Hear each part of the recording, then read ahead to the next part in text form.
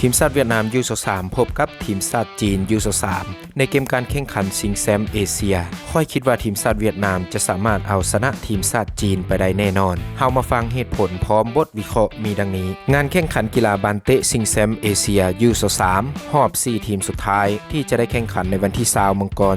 2026คู่ทำอิฐแมนทีมชาติญี่ปุ่นพบกับทีมชาติเกาหลีใต้แข่งขันเวลา 18:30 นาทีสำหรับคู่ที่2แมนจะได้แข่งขันดึกแน่เวลา 22:30 นาทีมื้อนี้ค่อยมาวิเคราะห์เกมคู่ที่2เป็นการพบกันระหว่างทีมชาติจีนพบกับทีมชาติเวียดนามในรอบ8ทีมสุดท้ายทีมชาติเวียดนามแม่นเฮ็ดได้ดีหลายสามารถเอาชนะทีมชาติ UAE ผลสกอร์3-2หลังจากจบเกมการแข่งขันนัดนี้ผ่านไปแฟนบอลของทีมชาติเวียดนามแม่นมีความสุขและต่างก็พากันดีใจหลายกับผลการแข่งขันของทีมชาติตัวเองทีมชาติเวียดนามชุดนี้มีนักเตะตัวความหวังของทีมหลายคนเลยสิ่งที่ค่อยเห็นในการพัฒนาของทีมชาติเวียดนามในนักเตะบานสุดนี้และสุดผ่านมาแม่นเห็นหัวใจและพละกำลังของพวกเขาเจ้ามีความนักแน่นที่สุดแน่นอนเรื่องพละกำลังและร่างกายเป็นสิ่งสำคัญหลายถ้าเฮาอยากไปถึงระดับโลกต้องได้มีการพัฒนาในจุดนี้แต่สิ่งนี้แม่นทีมชาติเวียดนามสามารถเฮ็ดให้เห็นแล้วว่าพวกเขาสามารถเฮ็ดได้สังเกตเห็นหลายๆเกมทีมชาติเวียดนามลีนจนฮอด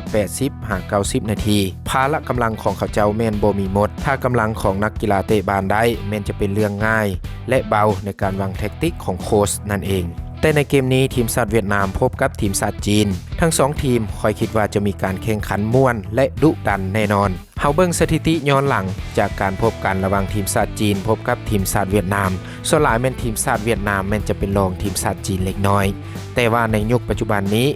การพัฒนานักเตะบ่ว่าจะเป็นทางภายในและต่างประเทศค่อยคิดว่าในเกมนี้ทีมชาติเวียดนามจะสามารถเอาชนะทีมชาติจีนแล้วผ่านเข้าไปพบในรอบชิงชนะเลิศแน่นอนระหว่างทีมญี่ปุ่นพบกับเกาหลีใต้ที่แข่งในมือเดียวกันเฮามาเบิ่งผลงานผลเด่นของทีมชาติเวียดนามก่อนที่พวกเขาจะผ่านเข้ามาลิ้นในรอบ4ทีมสุดท้ายว่าพวกเขาพบกับทีมไหนแน่ในวันที่6มังกรแม่นพวกเขาพบกับทีมชาติจอร์แดนสามารถเอาชนะไปได้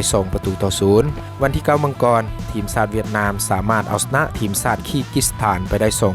2-1วันที่12มังกรทีมชาติเวียดนามสามารถเอาชนะทีมชาติซาอุดิอาระเบียไปได้1-0และวันที่16มังกรทีมชาติเวียดนามสามารถเอาชนะทีมชาติ UAE ไปได้อย่างสุดมัน3-2แล้วพวกท่านเดในเกมนี้ทีมชาติเวียดนามพบกับทีมชาติจีนพวกท่านคิดว่าทีมชาติใดจะสามารถเอาชนะได้สามารถแสดงความคิดเห็นใด